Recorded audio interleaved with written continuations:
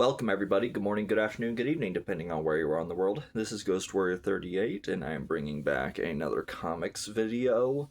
The focus on this video will be talking about some of the True Belivers reprints.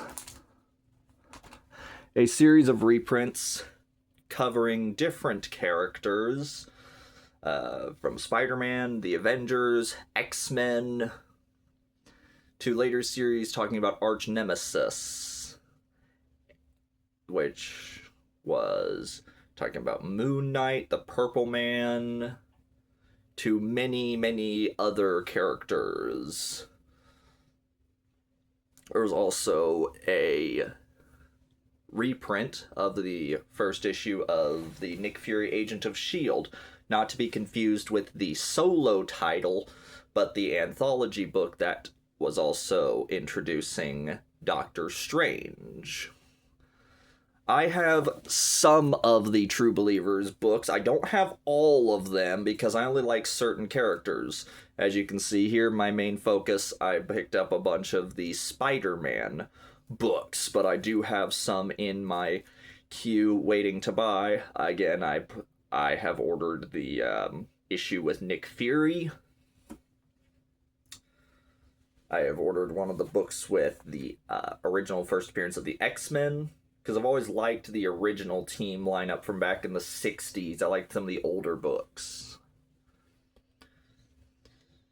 And so we'll get started. You notice the part here in the back. That's going to be part of this video, but there's also going to be a separate video entirely covering a different character as well. The package in the back I got from the eBay seller Pleasant View Comics, and some of these I got from a different eBay seller as well, and towards the bottom of the pile I got from my local comic shop in the back issues bin. So getting started with the one here at the top, of course, as you can see, this was the Amazing Fantasy 15, which was the first story with Spider-Man. I can't remember for sure or not, but I want to say I think this first issue story was actually reprinted in Spider-Man issue 1. Now, again, I can't say with absolute certainty because it's just a really short story. There's a second story in the back of this book that's like a later Spider-Man story. It deals with it is encounter with Peter and Iron Man, but it's also a flashback story with Peter and Gwen Stacy as well. So there's that one. And then the one after that, I'm going to put that off to the side. The next one is the first encounter with Peter and Natasha Romanoff, the Black Widow. Of course, Black Widow had different appearances as well. She appeared in actually one of the anthology books that had Iron Man, Tales of, I believe that was Tales of Suspense. And then she also appeared in some stories with Hawkeye.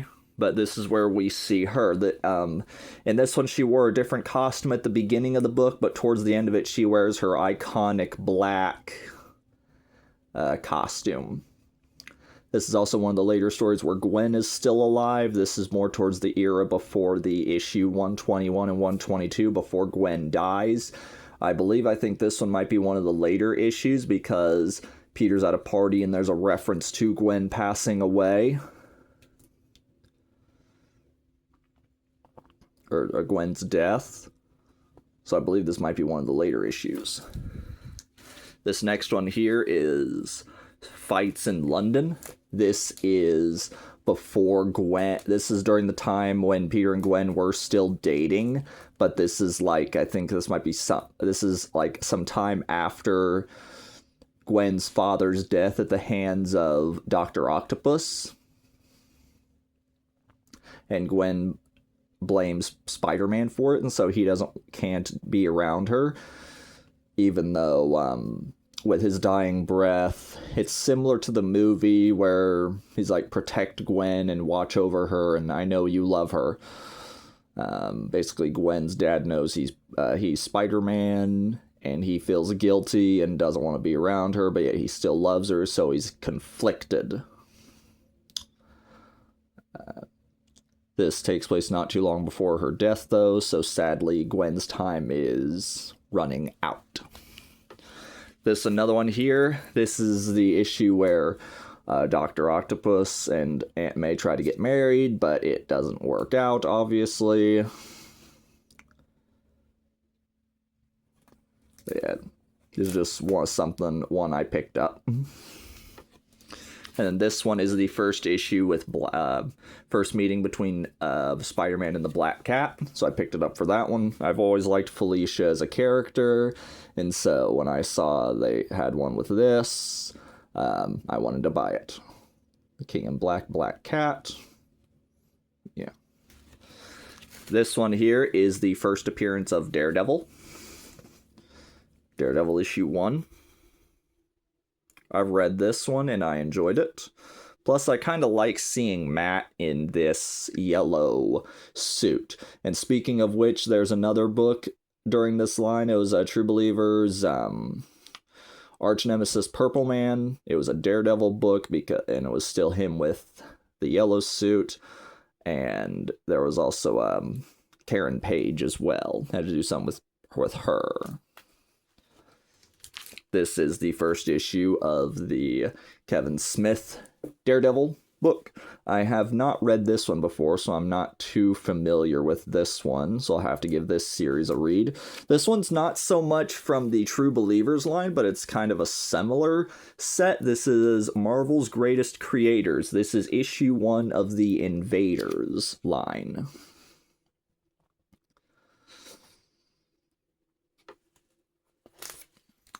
This one's the first, this is a reprint issue of the first issue from the very first Punisher miniseries. This is, as you can see, this was a change. This is the Marvel Knights logo, and that started with the Daredevil book as well.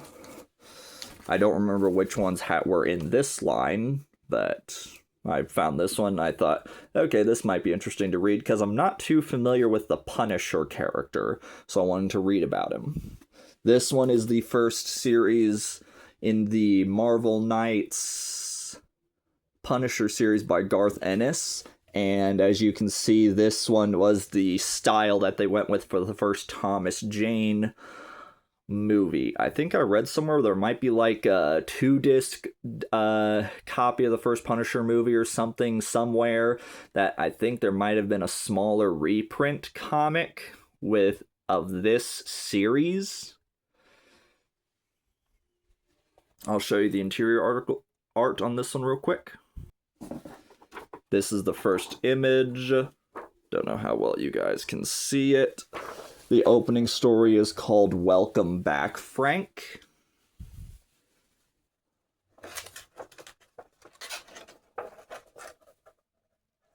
He's just killing bad guys, doing his thing. This series was known at the time for being fairly violent, but then again, that's part of the Punisher's character.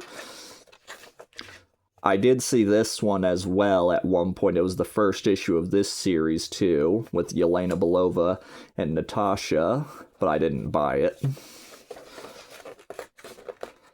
Punisher. There's a couple books. There's that one, Guardian Devil. And our next one in this list is another True Believers title. This is the first issue reprinting the very first issue of Punisher War Journal. Haven't read this one yet, but I'm going to plan on it. And then after that is a break from the reprints. This is some books that I picked up when they first came out, and then I wanted to pick up because I enjoyed the story. This is the mini-series done by Peter David of the symbiote Spider-Man. It takes place during the 80s. Peter has his the symbiote from Secret Wars. This is obviously before he goes having it scanned and found out by Reed Richards that this is the symbiote. It's a mini story. It could be in continuity during that era, or it's more set during that for fans of that run. If you basically like this incarnation of Peter. Black Cat plays heavily into this series. I want to say this was coming out at the time before Far From Home. Sadly, Peter David has passed from this world, so he will be missed. Of course, many people obviously will probably know him as when he did his work on the Hulk book. But anyway, these are all the main covers. None of these are the variant ones.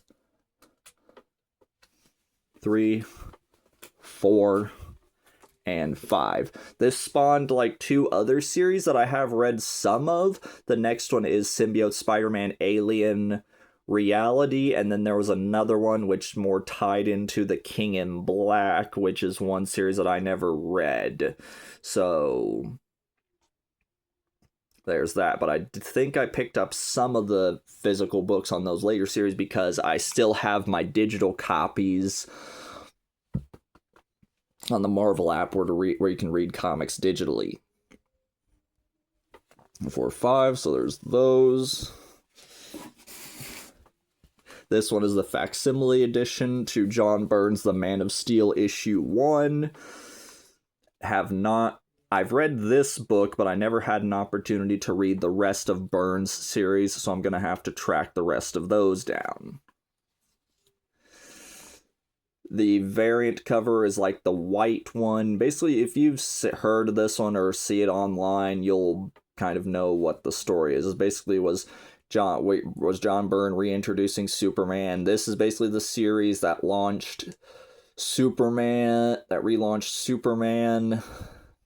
for the 80s, and this was the run that basically culminated later on in his death in Superman issue 75. But for now, this was just a simple mini-series reintroducing him before Superman #1 hit the newsstands and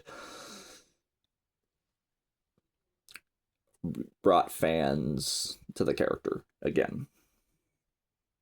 Because I think prior to that, Superman's popularity was kind of on the down low, and that information I understand comes from the documentary Look Up in the Sky, The Amazing Story of Superman, which I think might still be available to watch for free on YouTube, but again, correct me if I'm wrong, or feel free to find it out for yourself. This next one on the bottom, I'm missing issue 1 because I had to order it because I've went through 3 comic shops and even checked mycomicshop.com, which is where I found the first issue.